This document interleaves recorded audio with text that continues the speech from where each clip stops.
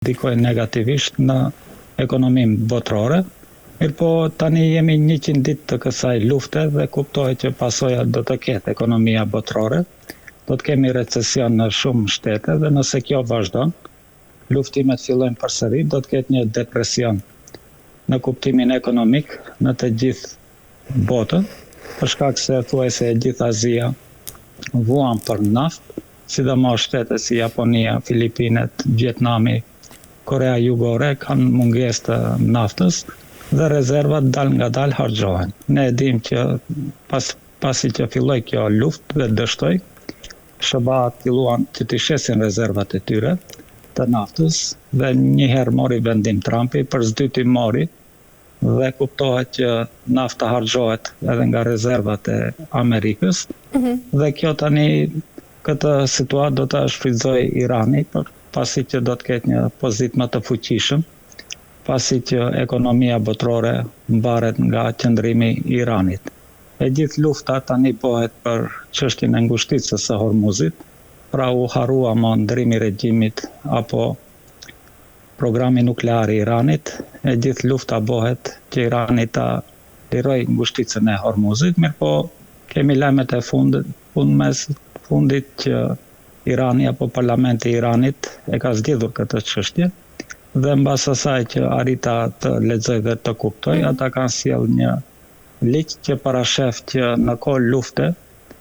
ngushtica e Hormuzit të kontrollohet tërësisht nga Irani dhe ata të diktojnë cilat anije mund të kalojnë dhe cilat nuk mund të kalojnë. Kjo është shumë e arsyeshme edhe mbas drejtës ndërkombëtare publike, për shkak se rast të tillë e kemi edhe në Turqi, ngushtica e Bosforit apo ngushtica e Dardaneleve. Mbas traktateve ndërkombëtare në kohë lufte, Turqia ka mundësi që t'i bllokojë anijet luftarake që të kalojnë nëpër ngushticën e Bosforit dhe mbas shembullit të Turqisë, si duket edhe Irani ka gjetur një zgjidhje dhe kuptohet kjo nuk do t'i iritoj shtete si kur Kina, Rusia dhe shtetet e tjera që shfrytëzojnë ngushticën e Hormuzit, për shkak se është një qëndrim i arsyeshëm. Mirëpo Irani kuptohet që do të shkojë edhe më lart, për shkak se është në negociata bilaterale me Omanin, për shkak se një pjesë të ngushticës së Hormuzit kalon në territor apo ujëra territoriale të Omanit dhe do të gjejnë zgjidhje se si të paguajnë anije taksa kur kalojnë aty, sidomos ato anije me naftë. Dhe mbas disa statistikave që arrita t'i lexoj, në muajin e fundit kanë kaluar shumë anije, pra para disa ditëve kaluan 20 anije tankera me cisterna, apo anije me cisterna të naftës, dhe bisedohet që Irani ka përfituar diku 1.5 apo 1.7 miliard dollar brenda kësaj periudhe nga taksat dhe kuptohet që nuk do të lejoj që të kthehet në pozitën e vjetër që ishte, për shkak se me ato para Irani do ta rindërtoj Iranin që u dëmtua apo infrastruktura e Iranit nga kjo luftë. Iranasit po ashtu kërkojnë që të ketë dëmshpërblim diku 300 miliard dollar dhe nëse amerikanët dhe izraelitët nuk janë të gatshëm që t'i paguajnë, atëherë kuptohet që do të duhet shtetet e Golfit, Arabia Saudite, Kuwaiti, Dubai që të paguajnë për këtë dhe një pjesë e madhe po ashtu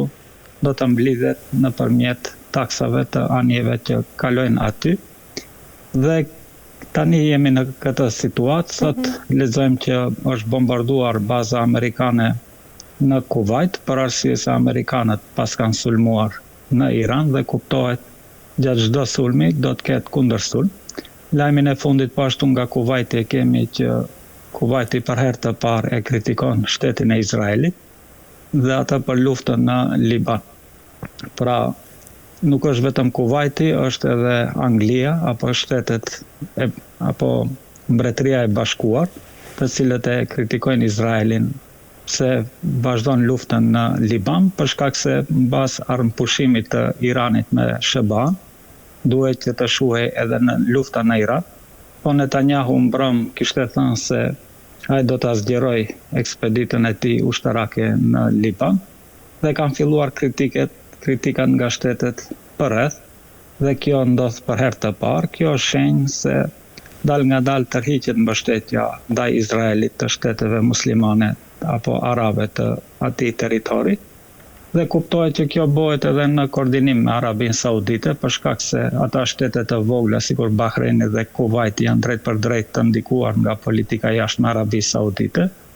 Dhe kjo është një shenjë e mirë se Arabia Saudite,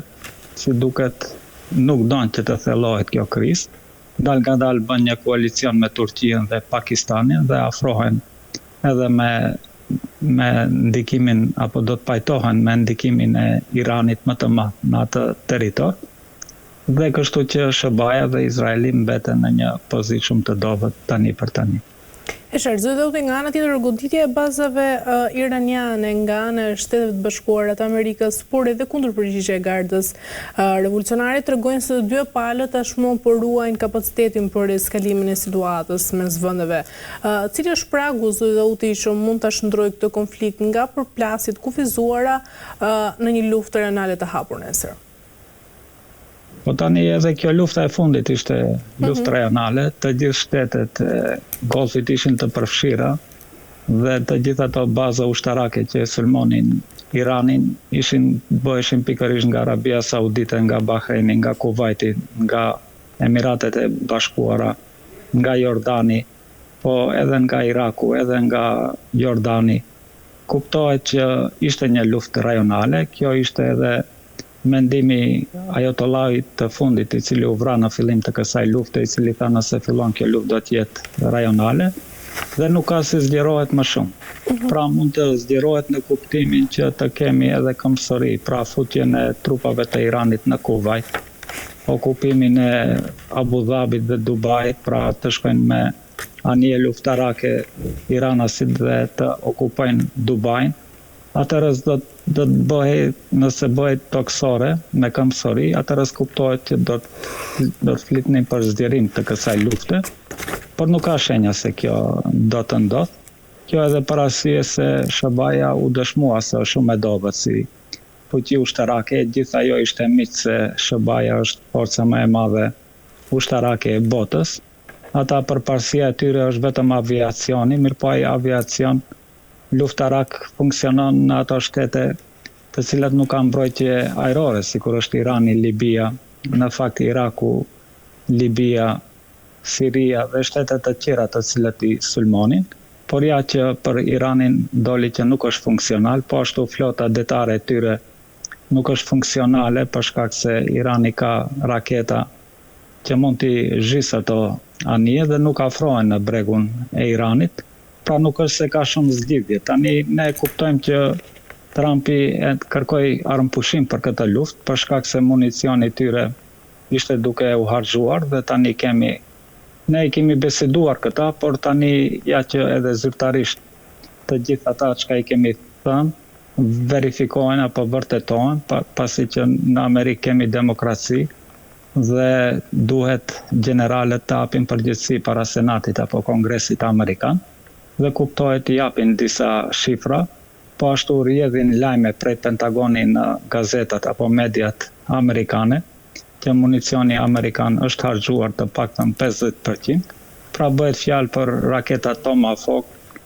Tomahawk apo Jasim, të cilat shkojnë me qindra kilometra, pra nuk ka nevojë që të rrezikojnë aeroplanët ushtarak amerikan të hyjnë në territor të Iranit, po prej largësie godasin. Tani për të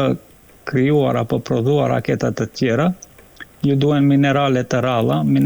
ralla këta që nuk i ka SBA-ja dhe të cilat i mirëten nga Kina. Mirë po Kina si duket nuk u ashet më, jo që Amerikanët nuk i kanë ata minerale të ralla për t'i prodhuar ata raketa që janë shumë të shtrenjta, mirë po ata rafinerohen në Kinë dhe SBA-ja tani industrian gati se të gjithë e ka dërguar në Kinë dhe nuk mund të paktën për brenda disa muajve të prodhojë të tjera dhe kuptohet që të gjithë ata raketa kundërajrore që e mbronin qiellin e Izraelit, Patriot dhe That dhe vetë Izraeli që i prodhonte, thuaj se janë harxhuar dhe nuk besoj që do të fillone një luftë tjetër. Mirë po kuptohet që këtu nuk ka racionalitet, çdo gjë ndodhen jashtë racionalitetit dhe mund të filloj, po kuptohet që do të pasoj Izraeli dhe ushtria amerikane dhe përfundimisht do të tërhiqen trupat amerikane nga lindja e mesme. Tani, mbas marrëveshjeve çka e kanë, kuptohet që kishte disa lajme pozitive se do të shtyhet për të paktën 60 ditë armë